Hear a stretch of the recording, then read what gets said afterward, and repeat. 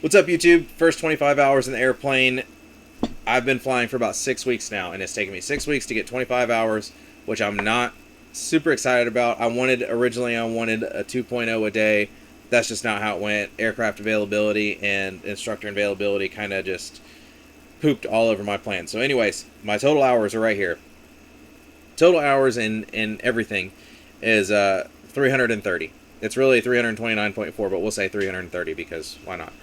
Um, Single engine rotary wing. So this is R44. I have 2.2 hours. Dual engine rotary wing. This is Lima's Mikes, UH-60s, Lima's Mikes, and European helicopters. They're Lakotas. I forget what the name is. European helicopter or something. I don't know. It's 207.3 fixed wing. I have 25 hours. Hood is 34.7. Actual instrument is 53.0. MVG time I have 45.1 hours. Sim time is 95 even. PC time is 6.7. Now, some people will be like, that's nothing, and I agree, because it is nothing. Being an Army aviator, we fly dual pilot aircraft, so I'm always flying with a senior guy, or for 6.7 hours, I am that senior guy.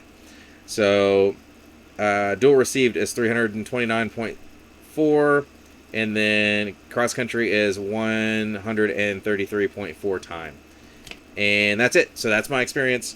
I say all that to say that I'm a low hour guy. I'm a low hour helicopter pilot trying to learn airplanes so that I can fly me and my wife to eat steak at a KRYY.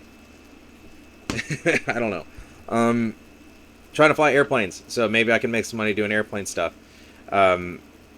Anyways, the first 25 hours of my airplane experience has been good. At 25 hours, I feel like I can confidently and competently take off and land. I can go to a different airport. I can do all the things I do in the helicopter. Dial up ATIS, not hit stuff and people, other aircraft, and land and enter traffic pattern and do the things. So, feel good there. I feel like check ride will probably be around the 50-hour mark. Requirement is 30 hours, and 50 hours, quick maths, is 20 hours over that, but that's fine. And the way that I look at it is I would rather be like overly prepared for a check ride because I don't want to fail one. I don't want it on my record. I have never had a failed check ride, and I don't want to propagate that, I guess, but or like I don't know, make it, I don't want to do that is what I'm trying to say. I want to pass all my stuff. So if that means paying for another 20 hours, and really I pay my instructor $70 an hour over the gas and the airplane rental. So $70 an hour times 20, whatever 70 times 20 is, I don't know. It couldn't be maybe $1,000, $1,200. I'd rather pay an extra $1,200 to or $1,400. I don't know. I'd rather pay that and guarantee like a pass on my, or guarantee as far as I'm concerned, like skill wise, that I pass that versus not doing that, because I'm gonna need the skill anyways. I feel like once I'm up there doing the things and doing the stuff and flying to different places, I'm gonna have to have that. So might as well just have it going into the first check ride. If that makes sense. I will tell you a story. It is about Grumpy Gills. It is the Grumpy Gills Chronicles. So my first flying instructor was Grumpy Gills. And Grumpy Gills is like, well, he looks like he's 90. I would imagine he's probably 65 or so.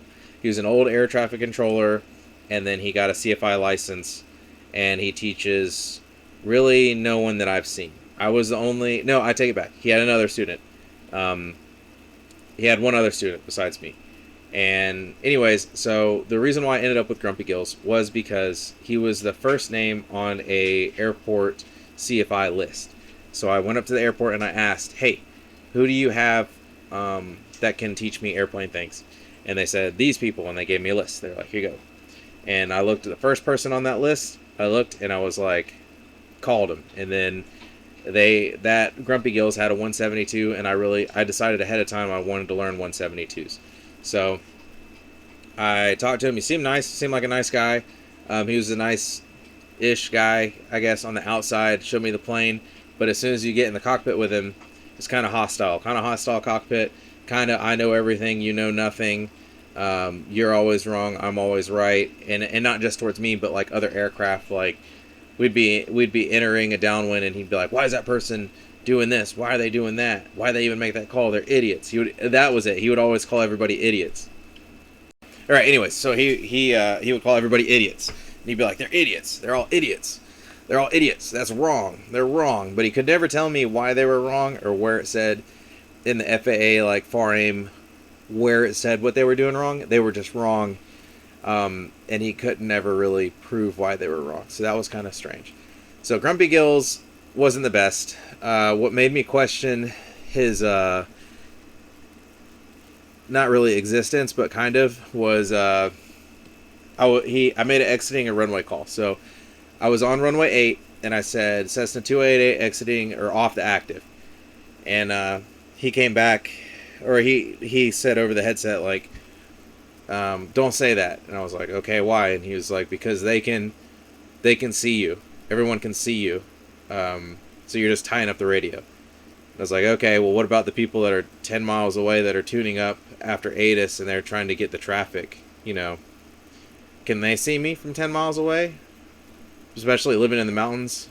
No, they can't. And I know the answer, but I was like, "Okay, whatever." So then I made another call that was questionable that he argued with. Was I was on runway 8 and I was doing left close traffic, so I said, "Traffic, Cessna 288 taking off, runway 8 for left close traffic." And then I said traffic again. And then, and I hopefully I don't have to explain, maybe I should, that I'm trying not to say the airport names, so that's why I'm not giving the full radio call. But anyways, he was like, don't say that, left close traffic, that doesn't mean anything." And I was like, "It means something. I'm pretty sure it means something." And he was like, "Well, what does it mean?" And I said, left close traffic mean we're taking off runway 8, we're doing left-hand turns, and closed meaning we're remaining in the pattern. And then he was like, "Well, I don't know what that means." And I was like, "Okay, well, I just explained it to you, but whatever. You don't know what it means, fine." So I said, "Okay, well, should I say remaining in the pattern then? Left close traffic, that's 3 like syllables. Left close traffic. Remaining in the pattern, that's 4. But whatever, like if you're all worried about tying up the radios, should I just say remaining in the traffic pattern? I guess 5 syllables." And he was like, "No, don't say that either." And I was like, "Okay, well, what should I say?" And then he said, "Don't say anything." I was like, "Okay." And he said, just make the crosswind call." I was like, "Okay, so don't state my intentions before I do something. Got it. Just make the radio calls when they happen." And I'm pretty sure I said that, and he didn't say anything. I was like, "Okay, that sounds dumb, but all right."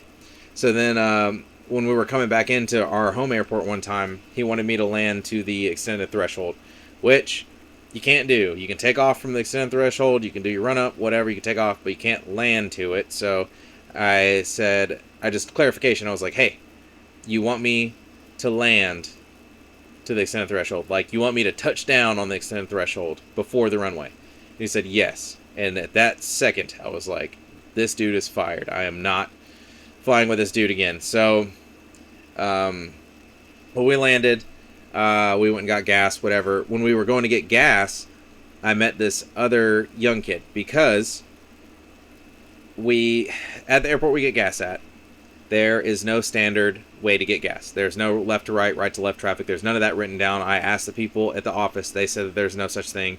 Doesn't exist. So when we were going to get gas, Grumpy Gills was like, "They're backwards." And I was like, "Okay, well, let's just get behind them, and then all of us will just continue to pull forward, and then we'll just change the direction of traffic like we do at Untowered Airport whenever the winds change." And he was like, "No, the right way is to the right." And I was like, "No, it's not, but fine. You're the PC, and I'm just the student, and I don't know anything, and you know everything, so let's go to the right." So we went to the right. The new kid had to push his airplane back, and then he had to push it forward, and then he had to do whatever. He had to get out of the way. So anyways, once we landed on the other side, we taxied across the runway to the hangars, got over to the hangars, parked the airplane, kissed it goodnight, whatever, tucked it in. I went over to the new guys, and I was like, "Hey, sorry about Grumpy Gills. He's just an old sad man. And they were like, yeah, we know. And I was like, okay, everybody knows who this dude is. Um, so, anyways, uh, started flying with the young guys, and I really enjoyed it. I had fun, and I didn't realize it, but towards the last 10 hours of the flight training with Grumpy Gills, I just hated going to the airport, which is nuts because I'm spending money to do that. But also, I was only spending $165 an hour wet with instruction. So, like, I wasn't spending that much money compared to everyone else. Still a lot of money. I'm not trying to say that I'm in a camper. I understand the value of a dollar, but I'm just saying, like, comparatively speaking, it was not a lot of money. So, anyways, started flying with the new guys. It went great. And it has continued to go great. And they are more professional and better instructors, in my opinion. Now, that's not a whole lot of opinion because, like we said before, 330 hours, really 29.4 hours, not a whole lot of time. But I do understand things like basic communication, human skills. So, that's that. After, I think I've already talked, I don't know, I've tried to do this video 100 times and I don't know where is what, but more or less, 50 hours is probably what I would estimate a 300-hour helicopter pilot learning fixed wing. 50 hours. And if you have to fire your instructor, then do that, because I would be so miserable right now if I would have kept Grumpy Gills. I'm so glad that I changed flight instructors. And stay safe and make your radio calls. And that's it. I don't know. Let's see how this turned out. I'll see you in the next one. Bye.